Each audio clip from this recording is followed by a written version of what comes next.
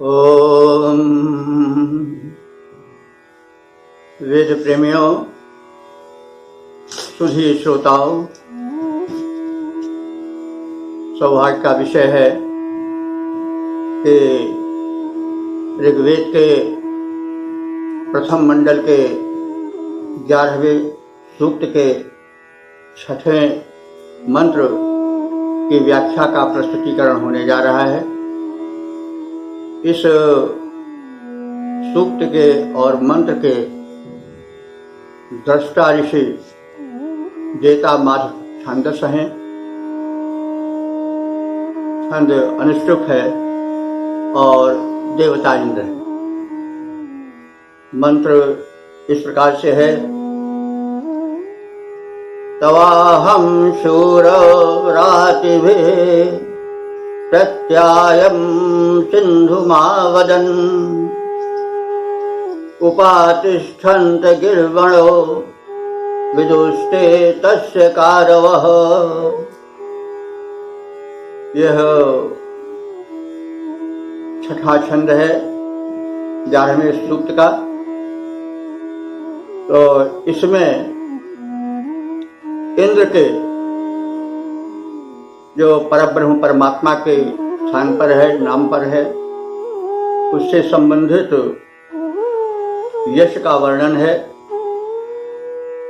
इंद्र परम पराक्रमी है, संहारक है दुष्टों का, असुरों का, और दानी भी है। यह गुण परमात्मा में होते हैं कि वह शक्ति का परम धाम होता है, न उसके शक्ति का अंत और न उसकी दानशीलता के अंत। तो इंद्र के वीर रूप में युद्धवीर का और दानवीर का वर्णन आगे के तीनों मंत्रों में होगा। 4 प्रकार के वीर होते हैं: युद्धवीर, दानवीर, धर्मवीर और दयावीर। तो इन मंत्रों में इंद्र के युद्धवीर और दानवीर रूप का वर्णन है। शब्दार्थ देख लें। तवाहम, तव अहम, दीर्घ संधि हो गई है तवाहम में, तव अहम में। तो तव माने होता है तुम्हारा, अहम माने मैं।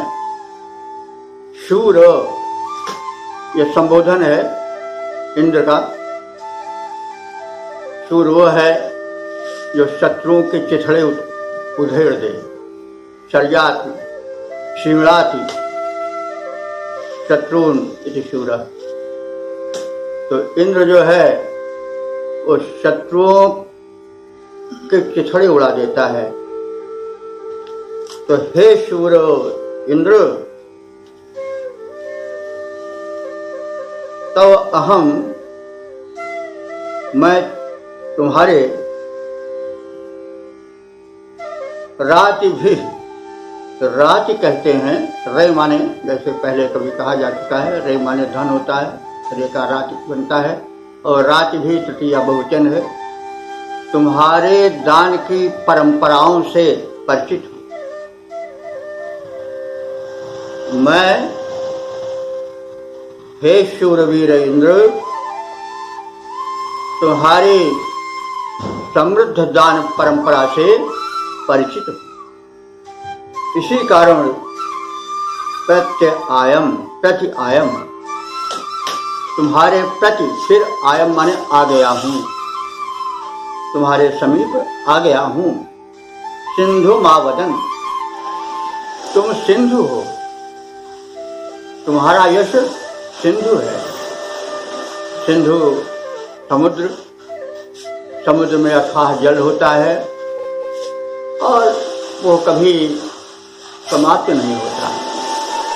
तो वैसे तुम सिंधु हो, पराक्रम के सिंधु हो, और अपने उपासकों को दान देने में सिंधु के समान हो। सिंधु संबोधन यहाँ बड़ा उपयुक्त प्रतीत होता है। सिंधु को रत्नाकर भी कहते हैं। तो रत्नाकर, रत्नों का आकर माने खान होता है। आप सब जानते हैं कि समुद्र से 14 रत्न निकले थे। तो समुद्र तो रत्नों का आकर है ही, हीरा मतलब मोती, माणिक इत्यादि। इसी प्रकार के विभिन्न रत्नों की ऐश्वर्यों की समुद्र से प्राप्ति होती है। तो परमात्मा भी, इंद्र भी यहाँ पर सिंधु कहा गया है। और तुम्हारे समुद्र की भांति ऐश्वर्यों से पूर्ण प्रारूप से, पूर्ण रूप से परिचित हूँ और तुम्हारी दान परंपरा के ज्ञान से अवगत होकर के प्रति आयाम पुनः आ गया हूँ।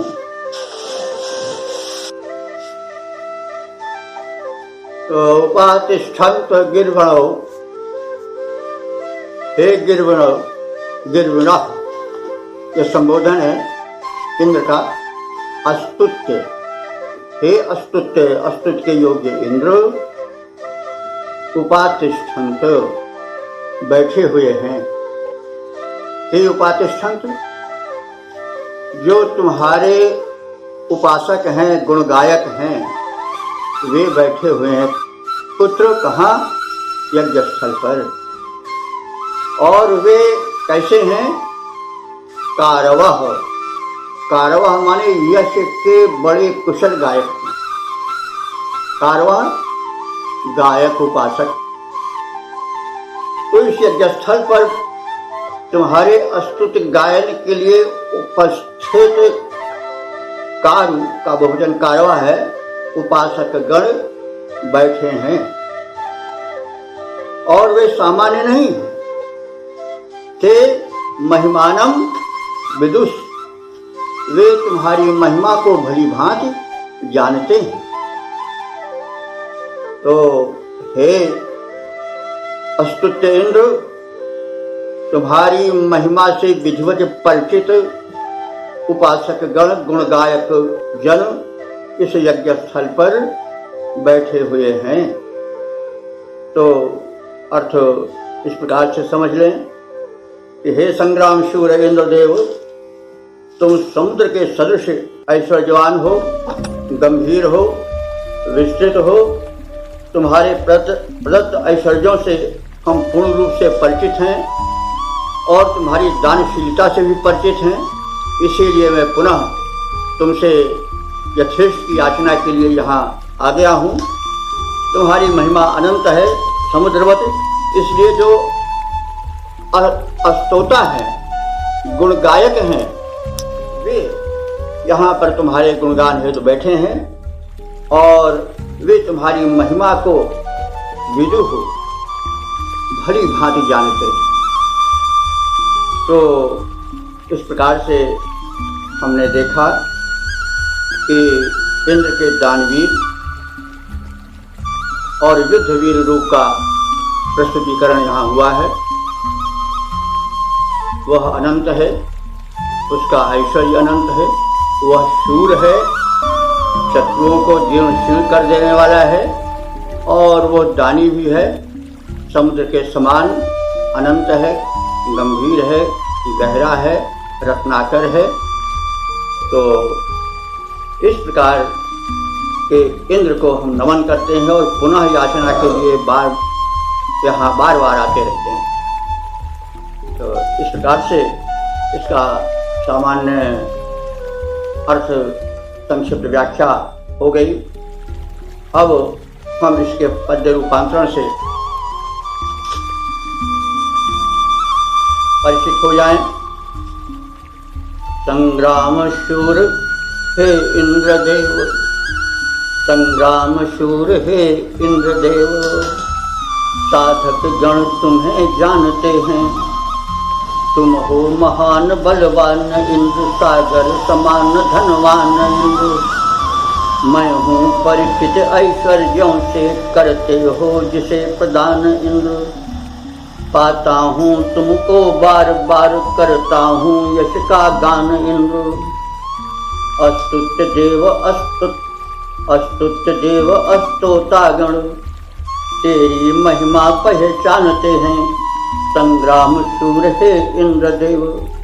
साधक गण तुम्हें जानते हैं साधक गण तुम्हें जानते हैं।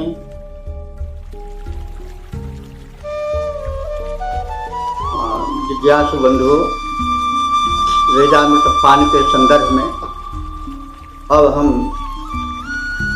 ऋग्वेद के प्रथम मंडल के 11वें सूक्त के 7वें मंत्र की व्याख्या प्रस्तुत करेंगे। इस मंत्र में इंद्र के मायावी रूप का वर्णन किया गया है। तो मायावी भगवान में माया भी होती है, माया तो उनकी दासी है। तो माया देवताओं में भी होती है, भगवान में भी होती है, कहते हैं सब भगवान की माया है। और माया राक्षसों में भी होती है, जैसा हम लोग देख रहे हैं काफी। तो माया का अर्थ होता है कि जो चीज़ गुप्त हो अचानक प्रकट हो जाए और लोग चकित रह जाए और उसको काटना कठिन हो जाए, ये माया है। जो गुप्त हो और अचानक प्रकट हो जाए तो उसको माया भी कहते हैं। माया कहते हैं तो माया सब में होती है, भले में भी होती है, बुरे में भी होती है, देवता में भी होती है, राक्षस में भी होती है। फर्क होता है प्रयोग का। कोई चीज़ संसार में बुरी नहीं है, प्रयोग उसका होना है। विष को ही हम अमृत बनाकर दवा में प्रयोग करते हैं। तो माया है, छल है, कपट है, प्रपंच है, ये सब बुरा नहीं है अगर वह सच्चे दृष्टिकोण से लोक हित में किया जाए। बातें कहने की जरूरत नहीं, देखते हैं आप भगवान के जीवन में भी है। राम के कृष्ण के नारद जी आया करते थे तो इसीलिए आते थे कि वे दुष्टों को अपने वचनों से उभार देते थे ताकि उनका जल्दी विनाश हो जाए। तो कोई भी चीज़ न बुरी है न अच्छी है, उसका प्रयोग कैसा हो रहा है। अगर उस समाज के लिए हो रहा है, लोक हित में हो रहा है, तो बुरा से बुरा कार्य जो ऊपर से दिखाई पड़ता है वो अच्छा है। लेकिन अगर वो हो स्वार्थ में हो रहा हो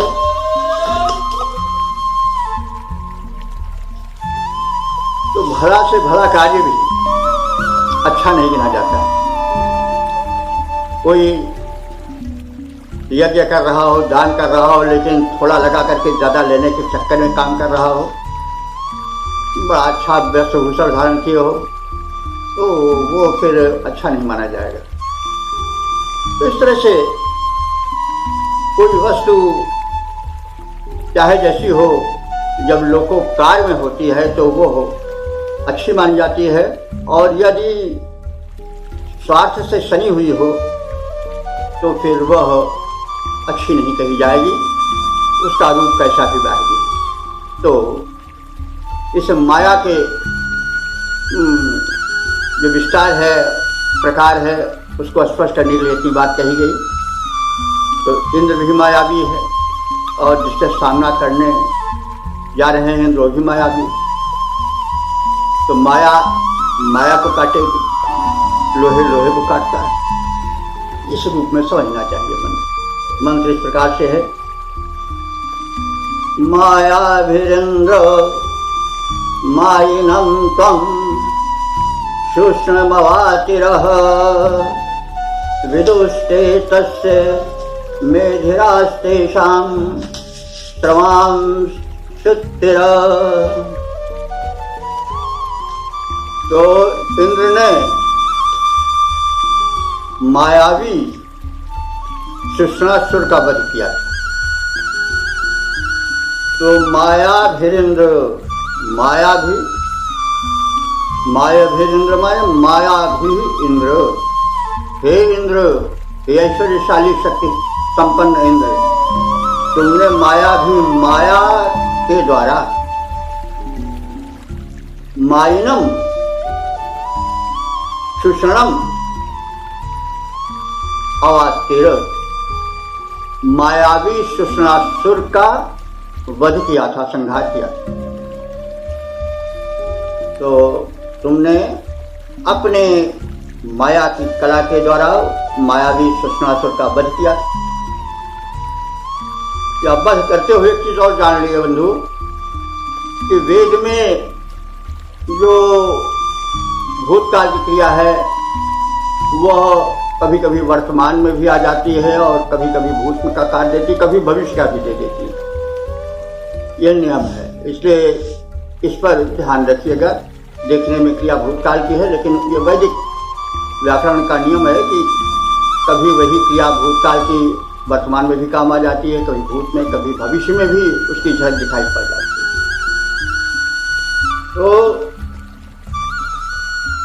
सुषणासुर का हम अर्थ ले सकते हैं वे लोग जो कि शोषण कर रहे हैं, वो भी असुर है। शोषण वो भी सुषणासुर है। शोषण कर रहे हैं, किसी को चूस रहे हैं। यह शोषण प्रत्येक स्तर पर होता है। जब व्यक्ति के श्रम का पूर्ण प्रदान न किया जाए तो शोषण है। किसी को हम अपने बुद्धि से मूर्ख बना करके उसका धन खींच लें, वो शोषण है। यह व्यक्ति स्तर पर भी चल सकता है, परिवार स्तर पर भी है, समाज स्तर पर भी है। लोग घूस आदि लेते हैं, शोषण करते हैं। और राष्ट्र स्तर पर भी एक राष्ट्र दूसरे राष्ट्र का शोषण करता है। थोड़ा इस प्रसंग में कह दें तो कोई बुरा नहीं होगा। विस्तार जैसे अंग्रेज लोग भारत का शोषण किए, चूस करके उसको बिल्कुल ठठरी में कर दिए, बड़ा दारी बिछा गया, तो शोषण किए। तो लेकिन ये भी जान लीजिए भगवान ने उनका वे सुषणासुर हो गए। असुर का जैसे पहले बताया गया है, असुर माने होता है जो बड़ा शक्तिशाली हो, तो शक्तिशाली शोषक थे। लेकिन उस इंद्र ने, उस स्वामी ने, ऐश्वर्यवान परमात्मा ने अंग्रेजों को समाप्त कर दिया। जहाँ दुनिया में उनके राज्य में सूर्य नहीं अस्त होता था, वहाँ वो सिमट करके मूंगफली के आकार के इंग्लैंड में, विलायत में फिर सिमट गए। एक पुराने अमीर रह गए संसार में, अब उनकी वो बात नहीं रह गई, सिमट गए। तो क्या हुआ, एक बड़ी जल्दी वो बढ़े और फिर बड़ी जल्दी सिकुड़ भी गए। वे सुषणासुर बन गए थे। क्या हुआ, भगवान ने संहार किया, परम शक्ति ने संहार किया। आदमी वही, देश वही, सब कुछ वही, लेकिन वो समाप्त हो गए। तो उसकी सत्य सूक्ष्म रूप से चलती रहती है, यह आप जानें। कहीं स्थूल रूप में वो मनुष्य रूप में प्रकट हो गए, अवतार ले लिए, सीधे संहार कर रहे हैं। कहीं अपनी माया के द्वारा, माया तो ये होता है गुप्त रूप से छिप करके जो कार्य किया जाता है, लोग देख नहीं पाते, लेकिन फिर भी कार्य होगा, वही तो माया है। तो उस माया द्वारा भी तो जो शक्तियों का संहार हो रहा है, जैसे हम देख नहीं पा रहे हैं, वो माया ही भगवान की, इंद्र भगवान की इस पर है। आज देख रहे हैं चीन बड़ी जल्दी बढ़ गया, तो अब वो चारों ओर से घिर भी रहा है। समझ पड़ता है कि वही सुषणासुर सामान भेजता है, बड़ा नकली सामान, थोड़ी देर चमका से पता नहीं कब खुश हो जाए, खत्म हो जाए। तो वही सुषणासुर है। हो सकता है कि उसका भी राजनीतिक स्तर पर वध हो जाए, प्रेरक तो वही परमात्मा रहेगा। तो सुषणासुर का अर्थ हुआ शोषक। शोषक वह जो किसी के श्रम का उचित मूल्य न दे, अथवा उसको मूर्ख बना करके या अपनी शक्ति से दबा करके उसके धन आदि का अपहरण कर दे। तो अब हम सुषणासुर को जान लें। पौराणिक सुषणासुर तो था ही, जिसका इंद्र ने वध किया। और सुषणासुर वे भी हैं जो शोषक हैं, जो घूस आदि लेते हैं, खरीदते हैं, जो मायावी हैं, और जो चाहे जिस स्तर पर हों, वे सब संहारणीय हैं। और वो परम सर्वशक्तिमान उनका संहार करता भी है। तो मंत्र में कहा गया है कि माया भी इंद्र, हे इंद्र तुम अपने माया द्वारा, अपनी सूक्ष्म शक्ति द्वारा माइनम मायावी शोषणम शोषणकर्ताओं को मार देते हो और मार दो, वैसे जैसे तुमने सुषणासुर को मारा था। शोषण करने वाले विदुषते तस्य मेधिरास्तेषां शवांशु स्थिर। विदुषते है, तो जब संधि विच्छेद होगा तब विदुषते हो जाएगा। विदुषते विदुषते हो जाएगा। विदुष माने जानते हैं, ते माने वे लोग कौन? जो तुम्हारे यश के गायक हैं, तुम्हारी महिमा को जानते हैं, तुम्हारे उपासक हैं, वे तुम्हारी शक्तियों को जानते हैं। ते मेधिरा, मेधिरा माने मेधा माने बुद्धि होती है, मेधिरा माने बुद्धिमान। वे ज्ञानी बुद्धिमान तुम्हारी महिमा को जानते हैं। और उन ज्ञानियों के तेषाम, उन ज्ञानियों का श्रवांश उत्तर, श्रवांश माने यशों को, श्रवस शब्द है। श्रव माने देखिएगा निरुक्त में तो उसके मुख्य 3 अर्थ मिलेंगे। पहला श्रव माने होता है अन्न, दूसरा श्रव माने होता है धन, और तीसरा श्रव माने होता है कीर्ति या यश। तो श्रव का बहुवचन है श्रवांश, श्रवा श्रवसी, श्रवांश। सरस से कह रूप चलेगा, सरा सरसी सरांश, श्रवा श्रवसी श्रवांश। तो तुम उन मेधावी अपने उपासकों को श्रव प्रदान करो, श्रवांश प्रदान करो। उत्तर माने उत्तरोत्तर, निरंतर उनको तुम श्रवस प्रदान करो, यानी अन्न प्रदान करो, धन प्रदान करो और यश प्रदान करो। तो इस प्रकार से हमने देख लिया सामान्य अर्थ कि हे इंद्र, तुमने मायावी शुष्ण नामक असुर को अपनी माया से पराभूत कर उसका संहार किया था। उसी प्रकार जनता का शोषण करने वाले शोषक कपटी अन्यायियों का भी तुम हनन करो, उसकी व्यवस्था करो। मेधावी पुरुष तुम्हारी महिमा को विधिवत जानते हैं और तुम उन्हें धनेश्वर्य, यश आदि से परिपूरित करो। तो इस प्रकार से इंद्र भगवान की, परमात्मा की महिमा का वर्णन किया जाए और वे सदैव मायावियों जो शोषण करते हैं उनका संहार करते चलते हैं, कभी प्रत्यक्ष प्रकट होकर के और कभी प्रेरणा रूप में अन्य लोगों को उनसे भिड़ा देते हैं और उनका विनाश हो जाता है। तो इसका छंदोबद्ध रूप इस प्रकार से देखा जा सकता है। इंद्रदेव स्वामी समर्थ जन का कल्याण करो, हे इंद्रदेव स्वामी समर्थ जन का कल्याण करो। शोषण नाम का असुर प्रबल जो मायावी था अति भारी, निज माया से मारा उसको, हर ली उस सारी जग की, हर ली जग की विपदा सारी। जन शोषण पीड़क अन्यायी बढ़े आज जो हैं जैसे, उन कपटी दुष्टों के दल को दलमल डालो तुम भी वैसे। मेधावी जन जाने महिमा, मेधावी जन जाने महिमा, उन्नत तुम उन्हें करो, उन्नत तुम उन्हें करो। इंद्रदेव स्वामी समर्थ जन का कल्याण करो, इंद्रदेव स्वामी समर्थ जन का कल्याण करो। उनकी विपदाएं हरो, शोषण का अंत करो।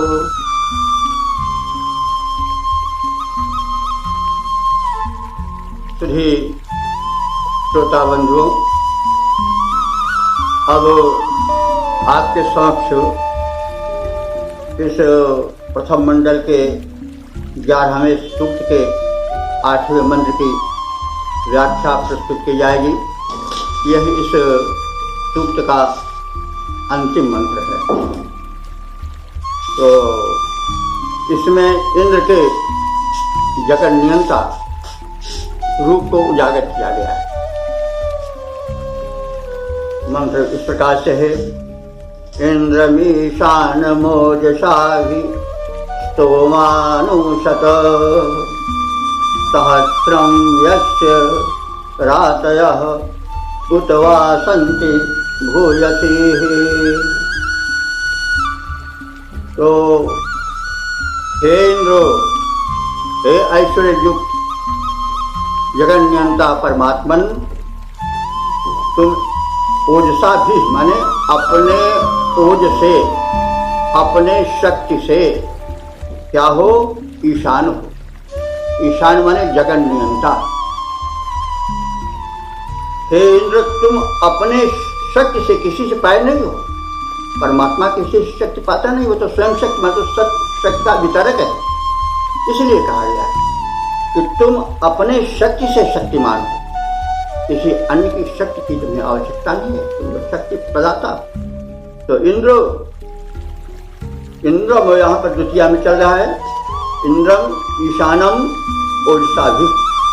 उस इंद्र को जो अपने शक्तियों द्वारा शक्तिमान है, उसको अस्तोमानुषत, अस्तोमा माने अस्तुति करता, अनुषत माने अस्तुति से युक्त किए अथवा युक्त करते हैं, अस्तुति किए और करते भी हैं। जैसे अभी पहले बताया गया था, वेदों में क्रियाएं जो है भूतकाल की कभी कभी वर्तमान में, कभी कभी भूत में भी आ जाते हैं। तो अनुषत यहाँ है अस्तुत किए अथवा करते हैं, दोनों अर्थ में प्रयुक्त हो सकता है।